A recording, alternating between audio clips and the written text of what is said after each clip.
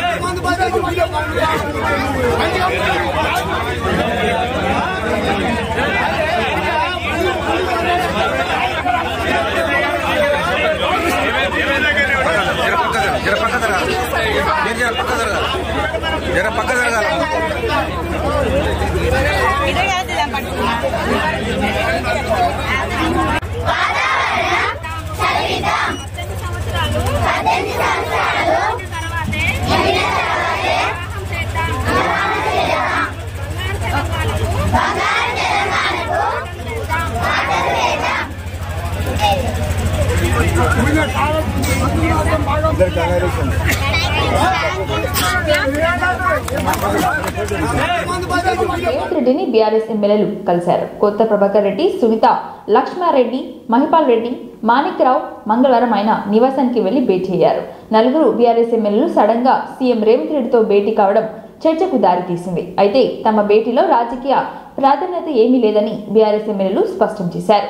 10 రోజుల కిందటే వారు సీఎం అపాయింట్మెంట్ అడిగినట్లుగా తెలుస్తోంది. అయితే సీఎం రేవంత్ రెడ్డి డావోస్ పర్యటన నేపథ్యంలో వారికి అపాయింట్మెంట్ దొరకలేదు. సీఎంఓ నుంచి సడన్ గా వారికి కాల్ వచ్చినట్లు తెలిసింది. సీఎంను ఇంటి వద్ద కలిసేందుకు అపాయింట్మెంట్ ఇచ్చినట్లుగా తెలిసింది. ప్రజలు గమనిస్తూ ఉన్నారు. సో ఆ హామీల పైన స్పష్టత లేదు. మొన్న ఇదే వేదిక పై నుంచి నేను మాట్లాడడం జరిగింది. పార్లమెంట్ సమీక్షా సమావేశం తర్వాత మేము క్లియర్గా చెప్పడం జరిగింది ఏంటంటే ప్రభుత్వం చాలా ఇష్యూస్ పైన ఫెయిల్ అయింది, తక్కువ షార్ట్ పీరియడ్లో పోతున్నామని ఆ రోజు కూడా స్పష్టంగా చెప్పడం జరిగింది. అయితే ఈరోజు ఏంటంటే మహిళలకు సంబంధించిన అంటే అనుకున్నారు అది 6 గ్యారంటీలు కాదు, కేవలం 5 గ్యారంటీస్ అని కూడా ఆ రోజు చెప్పడం జరిగింది. అంటే దాంట్లో యువ వికాసం అనేది లేదు. అదేవిధంగా మహాలక్ష్మి పథకం జరిగింది ఏంటంటే ప్రోటోకాల్ ఇష్యూస్ వస్తూ ఉన్నాయి, సెక్యూరిటీకి సంబంధించినటువంటి ఇష్యూస్ వస్తూ ఉన్నాయి అని చెప్పేసి చెప్పడం జరిగింది. దాంట్లో భాగంగానే నిన్న మేము 4 మెదక్ జిల్లాకు సంబంధించినటువంటి శాసనసభ్యులందరం కూడా మరి శివధర్ రెడ్డి గారు అడిషనల్ డీజీ ఉంటున్నటువంటి సమస్యలపైన వారికి చెప్పడం జరిగింది. కాంగ్రెస్ ఎందుకంటే మేమందరం కూడా ప్రజలతో ఎన్నుకోబడ్డటువంటి ఎమ్మెల్యేలం, వారు అదేవిధంగా ఎన్నుకోబడ్డారు. కాంగ్రెస్ పార్టీకి సంబంధించిన వాళ్ళు, మేము అదేవిధంగా ఎన్నుకోబడ్డాం. కాబట్టి మరి ఈరోజు వాళ్ళని ఒక రకంగా మమ్మల్ని ఒక రకంగా చూస్తూ వారికి ఎస్కాట్ పైలటింగ్ ఇస్తూ మాకు ఇవ్వకుండా ఇబ్బంది పెడతా ఉన్నారు. మరి ప్రోటోకాల్ ఇష్యూస్ వచ్చినప్పుడు మా ఫొటోస్ పెట్టట్లేదు, వాళ్ళ ఫొటోస్ పెడుతున్నారని చెప్పేసి కూడా మేము స్పష్టంగా చెప్పడం జరిగింది. వీటన్నిటిని కూడా మాట్లాడుతున్నటువంటి సందర్భంలో మరి అదేవిధంగా ముఖ్యమంత్రి గారు కూడా అందుబాటులో ఉన్నారన్న ఆలోచనతో వారి దృష్టి కూడా తీసుకెళ్లాలని కర్టసీగా కలవడం జరిగింది.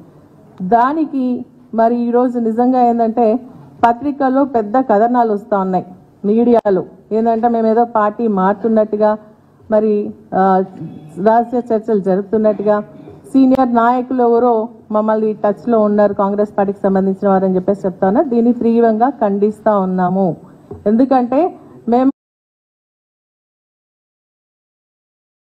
ఇప్పుడు ముఖ్యమంత్రి అనేటోడు కాంగ్రెస్ పార్టీకా లేకపోతే తెలంగాణకు ఒక ముఖ్యమంత్రి లేదంటే కాంగ్రెస్ పార్టీకి ఒక ముఖ్యమంత్రి, 2 ముఖ్యమంత్రులు అయితే ఉండరనుకుంటా నేను. మరి మేము జనరల్ గా పోయినాము. మాకు కాన్స్టిట్యున్సీకి సంబంధించి నేను మొన్నటి వరకు 10 ఏళ్ళు ఎంపీగా పనిచేసిన. మాకు మొత్తం జిల్లాలో ఎక్కడెక్కడ ఏం సమస్యలు ఉన్నాయి, ఆ సమస్యల మీద నలుగురం కలిసి పోయినాము. మాకు కూడా తెలుసు ఏ కాన్ఫరెన్స్ లో ఏ ఇబ్బందులు ఉంటాయి. పోయి మరి మా కాన్ఫరెన్స్ లో ఈ ఇబ్బందులు ఉన్నాయి. నాకు మొన్న దుబ్బాక ఎమ్మెల్యే నిలబడ్డా. మరి దుబ్బాకలో నాకు ఒకటి మరి రెవెన్యూ డివిజన్ కావాలి, కొన్ని రోడ్లకు డబ్బులు కావాలి. ఇవన్నీ ఇవ్వాలని చెప్పి మరి నేను గౌరవ ముఖ్యమంత్రి గారిని రేవంత్ రెడ్డి గారిని కలిస్తే దాన్ని పెద్ద రాజకీయం చేసి పార్టీలకు వెళ్ళి పోతున్నారు. ఏమో అవుతుంది, ఎందుకు పోతామా మేము పార్టీ? కాంగ్రెస్ పార్టీ అంటే అది ఎన్నికల పార్టీ. గిల్లకెళ్ళి మేము గల్లకి ఎందుకు పోతాం? ఉద్యమంలో ఉన్నప్పటి నుంచి డే 1 నుంచి 2001 నుంచి మేము పోరాటం చేసి తెలంగాణ తెచ్చుకున్నాము. మా మెదక్ జిల్లా అంటే ఉద్యమాల గడ్డ. గిల్లకెళ్ళి మేము గల్లకెందుకు పోయి కాంగ్రెస్ పార్టీలో పోతామా? ఇప్పుడు సమస్యల మీద పోవాలి కదా. మాకు ప్రజలు గెలిపించారు, మన 54,000 మేడతో గెలిపించారు. వారికి ఎన్నో సమస్యలు ఉన్నాయి. మరి సమస్యల మీద మొన్న ఇరిగేషన్ మంత్రి గారు కాళ్ళు మెసేజ్ పంపిస్తే తెల్లార వరకల్లా కాలువల నీళ్లు ఉంటుండే. ఇలా 15 రోజులు అవుతుంది. నేను ఇలా ఉత్తమ్ కుమార్ రెడ్డిని కలిసి ఈ రోజు వరకు కూడా మరి నీళ్లు వేయలేకపోతుండే. ఈ రోజు దుబ్బాక మాజీ ఎమ్మెల్యే రఘునందన్ రావు కీలక వ్యాఖ్యలు చేశారు. మెదక్ ఎంపీ సీట్ కోసం కేసీఆర్ కుటుంబంలో గొడవలు జరుగుతున్నాయని ఆరోపించారు. ఆ సీటు కావాలని కవిత పట్టుబడుతుందని, అందుకే హరీష్ రావు బ్లాక్మెయిల్ చేస్తున్నారని చెప్పారు. మెదక్ జిల్లాకు చెందిన 4 బీఆర్ఎస్ ఎమ్మెల్యేలను సీఎం రేవంత్ రెడ్డికి పంపించింది కూడా హరీష్ రావు అని అన్నారు. ఎమ్మెల్యేలు హరీష్ రావుకు తెలియకుండానే సీఎంను కలిశారా అని రఘునందన్ రావు ప్రశ్నించారు. వాళ్లతో బలవంతంగా ప్రెస్ మీట్ పెట్టించారని అన్నారు. బీఆర్ఎస్ పార్టీ ఎమ్మెల్యేల త్వరలో మొత్తం కాంగ్రెస్ లో చేరుతారని, పార్లమెంట్ ఎన్నికల తర్వాత బీఆర్ఎస్ 0 అవుతుందని జోస్యం చెప్పారు. అసెంబ్లీ ఎన్నికల్లో ఓటమి తర్వాత కూడా బీఆర్ఎస్ పార్టీలోని లీడర్లకు జ్ఞానం రాలేదని అన్నారు. పార్టీ మీద పెత్తనం కోసం ఒకరిపై ఒకరు ఆధిపత్యం పోరు జరుపుతున్నారని విమర్శించారు.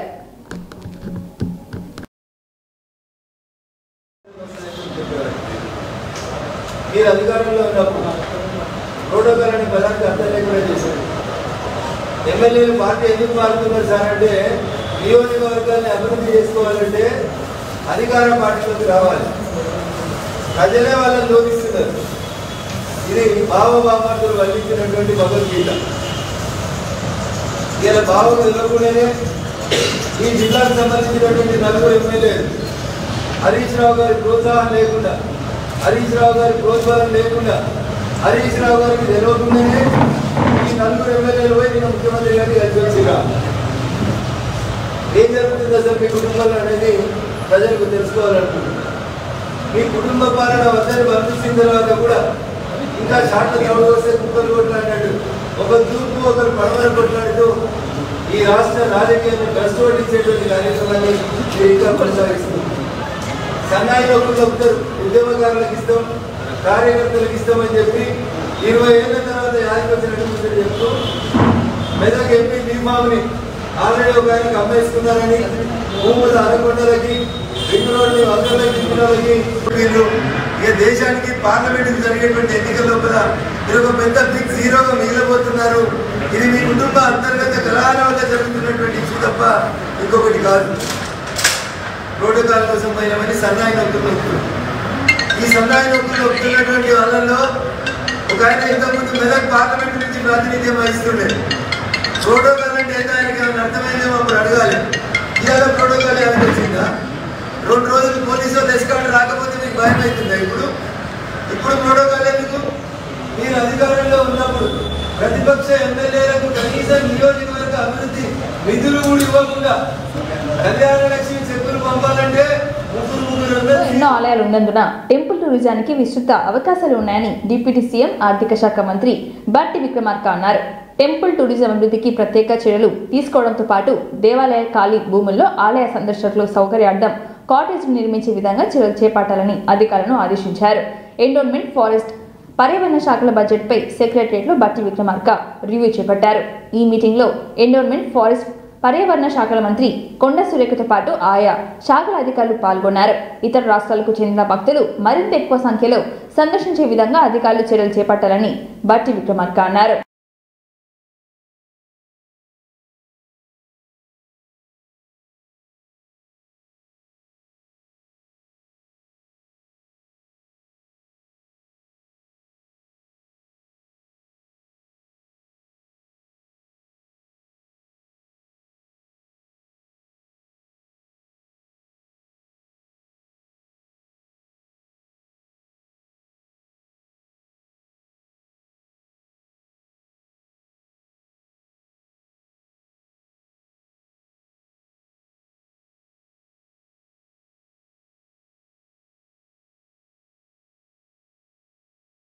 టీఆర్ఎస్ పాలనలో మంత్రులు జిల్లాలోనే కార్మిక నియామకాలు చేపట్టి తమకు అన్యాయం చేశారని జిల్లా పరిషత్ కార్మిక నియామక అభ్యర్థులు ఆవేదన వ్యక్తం చేశారు.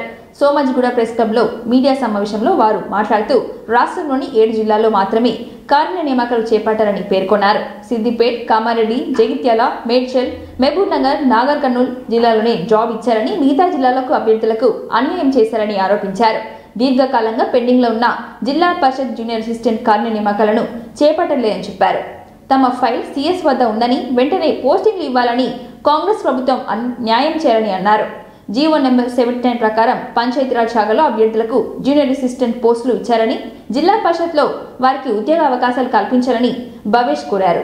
సమావేశంలో నాగమణి, సాయి ప్రసాద్ తదితరులు మాట్లాడారు.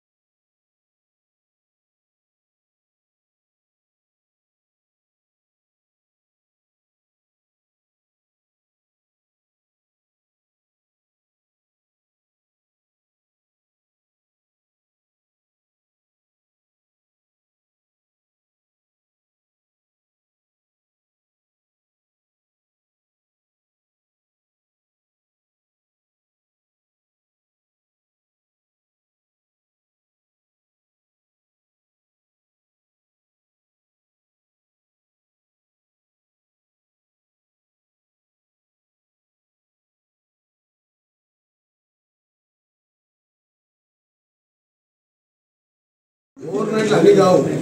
5 ఏళ్ళ టైం ఉంది. మళ్ళా కాంగ్రెస్ గెలుస్తుంది.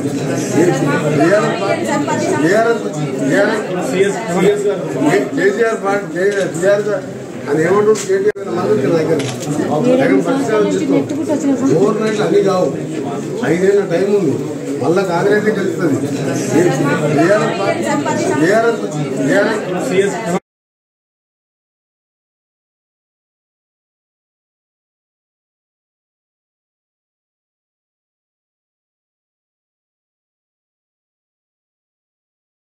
రేవంత్ పాలన చూసి కేటీఆర్ తట్టుకోలేకపోతున్నారని కాంగ్రెస్ మాజీ ఎమ్మెల్యే జగ్గారెడ్డి అన్నారు. రాజకీయ విమర్శలకు మాత్రమే కేటీఆర్ ప్రాధాన్యత ఇస్తున్నారని చెప్పారు. కేసీఆర్ గతంలో యూత్ కాంగ్రెస్ లీడర్గా పనిచేశారని చెప్పారు. కేసీఆర్ కూడా పార్టీలు మారాలని గుర్తు చేశారు. కేటీఆర్కు సీఎం రేవంత్ రెడ్డిని నైతికంగా విమర్శించే అర్హత లేదని అన్నారు. అపోజిషన్ పార్టీ ఎమ్మెల్యేలు ఎంపీను కలవద్దని రూల్ లేదని చెప్పారు జగ్గారెడ్డి. కేసీఆర్ వచ్చాక అపోజిషన్ పార్టీ ఎమ్మెల్యేలు కలవడమే మానేశారని అన్నారు. ఉమ్మడి ఆంధ్రప్రదేశ్లో ఉన్న సంప్రదాయాన్ని రేవంత్ మళ్లీ కొనసాగుతున్నారని చెప్పారు. కేసీఆర్ పాలనలో ప్రజాస్వామ్యం చచ్చిపోయిందని, తాము అధికారంలోకి వచ్చాక ప్రజాస్వామ్యానికి మళ్లీ ప్రాణం పోశామని అన్నారు. అస్సాంలో రాహుల్పై దాడి దుర్మార్గమని అన్నారు జగ్గారెడ్డి. రాజకీయంగా రాహుల్ను అణగగొట్టేందుకే కుట్ర పన్నుతున్నారని విమర్శించారు. దేశంలో ప్రజల కోసం ప్రాణత్యాగాలు చేసిన చరిత్ర కాంగ్రెస్ దేనని చెప్పారు.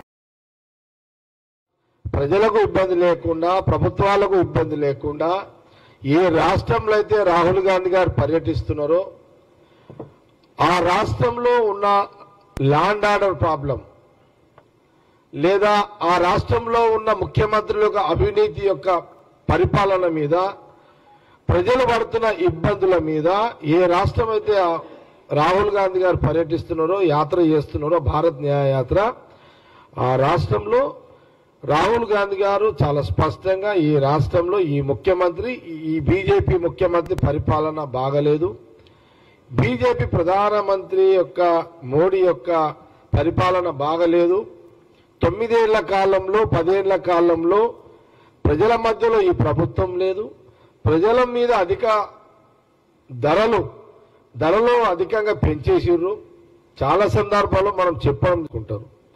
కానీ నిన్న మొన్న జరిగిన సంఘటన అస్సాంలో, ఇప్పుడు రాహుల్ గాంధీ గారు ఒక పద్ధతి ప్రకారం ప్రజలను కలుసుకుంటూ ఆ రాష్ట్రంలో ప్రజల మధ్యలో నుంచి పాదయాత్ర చేస్తున్నాడు. కానీ ఇక్కడ సమస్య ఏంటంటే అస్సాం ముఖ్యమంత్రి ఎవరైతే హేమంత్ బీజేపీ ముఖ్యమంత్రి అతి ఉత్సాహం లేనిది. మీరు ఏం ప్రశ్న అడిగారంటే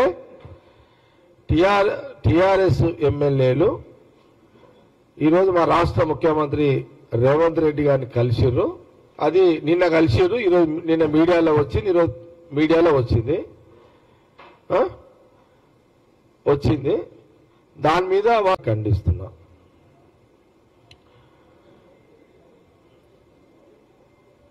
మీ 9 ఏళ్ల పరిపాలనలో తప్పులు కప్పిపుచ్చుకోవడానికి, మీ 9 ఏళ్ల పరిపాలనలో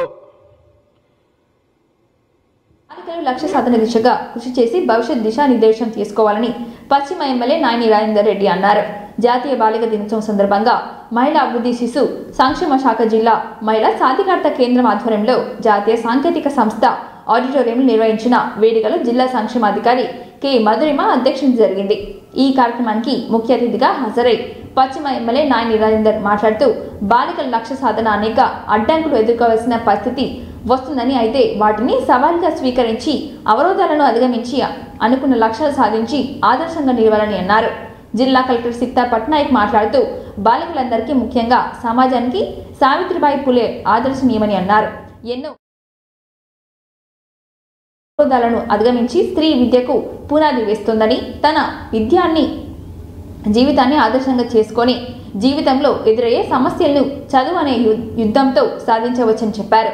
నేడు ఉమ్మడి వరంగల్ జిల్లాలో ఎక్కువ మంది ఐఏఎస్ అధికారులు ఉన్న స్థాయిలో ఉన్నారని, అందులో నేనొక్కనని చెప్పారు. ప్రణాళికబద్ధంగా చదివి ఈ స్థాయిలో ఉన్నామని అన్నారు. బాలికలు ఆ దిశగా కష్టపడితే తప్పకుండా ఉన్నత స్థానాల్లో నిలుస్తారని చెప్పారు.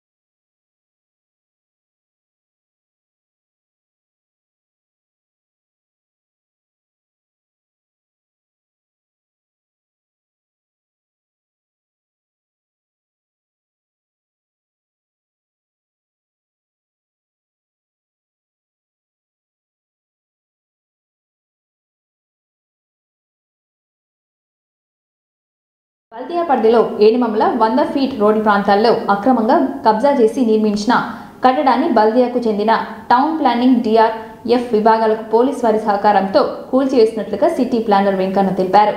ఈ సందర్భంగా సిపి మాట్లాడుతూ కమిషనర్ ఆదేశాల మేరకు అక్రమ నిర్మాణాల తొలగింపు ప్రక్రియ కొనసాగుతుందని, ఏనిమమ్మల 100 ఫీట్ల రోడ్డు ప్రాంతంలో రోడ్లను ఆక్రమించుకొని అక్రమంగా ఇంటి నిర్మాణం చేసిన యాజమానికి నోటీసులు జారీ చేయడం జరిగిందని తెలిపారు. వారి నుండి ఎలాంటి వివరణ రాలేదని, అట్టి ఇంటికి తాళం వేసి ఉండడంతో బుధవారం పోలీసు వారి సమక్షంలో వీడియో రికార్డింగ్ ద్వారా పంచనామా నిర్వహించి కూల్చివేయడం జరిగిందని అన్నారు. అక్రమ నిర్మాణాలను ఉపేక్షించేది లేదని, నిబంధనలకు లోబడి అనుమతులు పొంది నిర్మాణాలు చేయాలని ఈ సందర్భంగా ఏసీపీ తెలిపారు.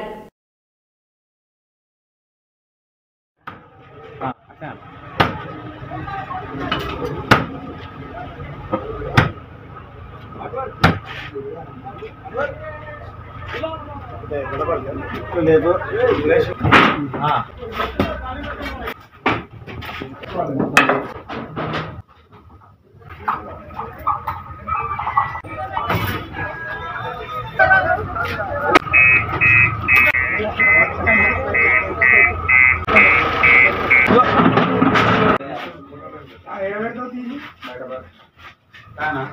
ఇస్తారు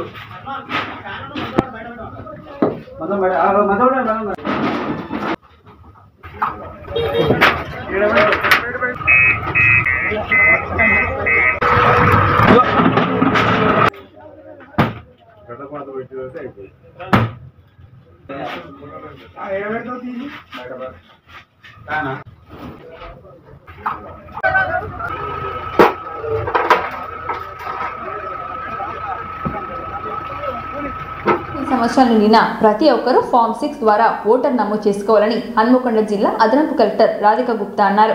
జనవరి 25వ తేదీన జరగనున్న 14వ జాతీయ ఓటర్ల దినోత్సవాన్ని పురస్కరించుకొని హన్మకొండ జిల్లా స్వీప్ కార్యక్రమంలో భాగంగా డిగ్రీ కళాశాల విద్యార్థులు 18 ఏళ్ల నిండిన వారికి హన్మకొండ అంబేద్కర్ సర్కిల్, నక్కల్గుట్ట, హన్మకొండ చౌరస్తా ప్రాంతాల్లో వాల్ పెయింటింగ్ పోటీలను బుధవారం నిర్వహించారు. ఓటర్ అవగాహన, భారతదేశంలో ఎన్నికల అనే ఇతివృత్తంపై విద్యార్థులు 18 ఏళ్లు నిండిన వారికి వాల్ పెయింటింగ్ పోటీలను నిర్వహించారు. ఈ పోటీలలో 300 మంది విద్యార్థులు పాల్గొన్నారు. కాంపిటీషన్ పెట్టడం జరుగుతున్నది. ఈ వాల్ పెయింటింగ్ అందరూ కూడా వచ్చిన క్యాండిడేట్ స్టూడెంట్స్ అందరినీ కూడా పార్టిసిపేట్ చేయడం జరుగుతుంది. ఇప్పుడు మన assistant collector photographers madam Radhika Gupta గారు ఇప్పుడు 1 నిమిషం మాట్లాడారు.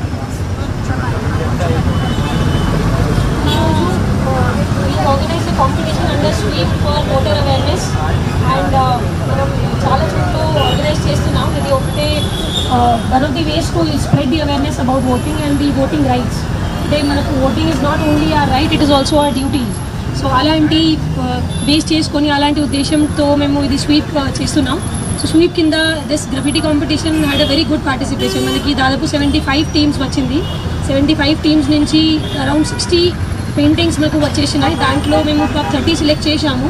అందరికీ మేము సర్టిఫికేట్స్ కూడా ఇస్తాము. ఇంకా మీ అందరికీ ఐడి ఫామ్ 6 కూడా మేము ఇస్తాము. సో మీ అందరి ఇంత మంచి పార్టిసిపేషన్ చేశాం కాబట్టి we congratulate all of you for very good entries. అంటే we were all very surprise to see the entries. ఇంత మంచి పెయింట్ చేసి మీరు ఇచ్చారు. సో వీ అండ్ ఏసీటీ గారు very troubles and we hope you have very good time today. So thank you very much and best wishes.